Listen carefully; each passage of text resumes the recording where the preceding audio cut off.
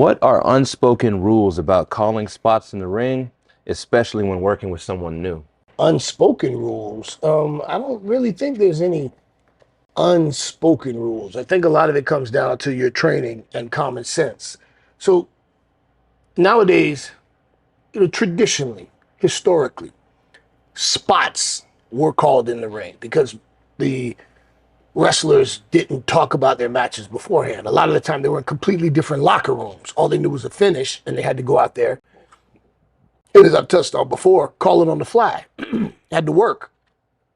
And it was, with the popularity of modern television and the sports entertainment aspect where guys got to talk beforehand to lay out elaborate spots. With unspoken rules, I don't even think it's that as much as it just comes down to a lot of common sense because you're taught early on with pro wrestling, it's like a language. First you learn the alphabet and then you learn how to make words with that alphabet. And then you progress to being able to make sentences with those words. And then it goes to the point where you're having matches and you're telling a whole story. But you have to start with lock up. Man, that is beautifully put. I just want to, you made everything just make sense to me. It's like, yeah, okay, right on. So having said that, chemistry comes from working with somebody multiple times. You start to get a feel for that person, you get a feel for their rhythm, for their tendencies. And sometimes if you've worked with a person enough, this crazy thing happens where we can communicate just by looking at each other. I don't have to tell you what I'm gonna do. Just you see by my facial expression and how I set myself, oh, he wants me to do this, or vice versa. And when you're doing spots, the common sense is, I've never worked with you before.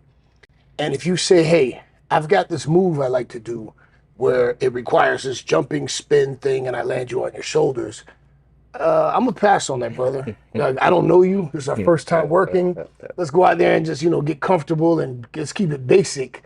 And if we're out there working on the fly, then you can't call, spinning, twisting, reverse, whatever. Like, I'm gonna hold on to the ropes and go, nope, I've never did that before. I don't know how to do that. And that's what you're taught. Like if a guy called, like early on, when you're taught how to wrestle and you're taught how to call spots, one of the things that if you're at a proper wrestling school and you're being taught by people who know, you're taught that if someone backs you into the ropes to send you off and they call something and you don't hear it, don't go. If someone calls and says, Okay. and shoot you off and you go to hit the ropes and you're coming back, you have no idea what they're doing. Yeah. So what are you going to feed for? How are you going to protect yourself? Like You're gonna get hurt. you're going to get hurt or they might get hurt, So the Extreme Shaw, ECW alumni, Hack Meyers, he was one of the guys that when I was breaking in, it was around the South Florida area. And, he helped mentor me a bit. And remember one day he backed me into the ropes to shoot me off. And he went, and went to shoot me off. And I just held on. I said, I didn't hear you. And he got on me a bit and he goes, I said, man, I can't hear you, man. And he says, God damn it, clothesline. And he shoots. And then he gives me the clothesline and I sell. And I'm like, what was that all about? But then afterwards, he comes up and goes, man, I was just messing with you, man. I want to see. Oh, he was bullshit. He was testing me. Yeah, he was testing me. He just wanted to see what I would do. If I was, green enough that I'd run off and just come back and, hey, what's going on here, But both times I held on, like, dude, I can't hear you, man. What'd you say? I'm not letting you shoot me off, So I remember the first time I had a chance to work with Marty Jannetty. It was in Tallahassee for this independent company in Tallahassee.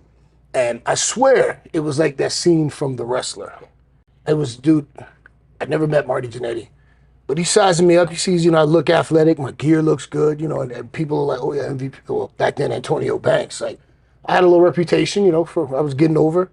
And he called some shit, and we just had a conversation just to see where I'm at. He got a feel for me, kept it very basic.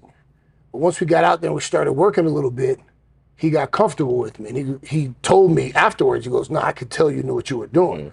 So he started calling shit, and at one point he did something that called a power bomb. You know, that's not something usually vets will let some young jacked up kid, you know.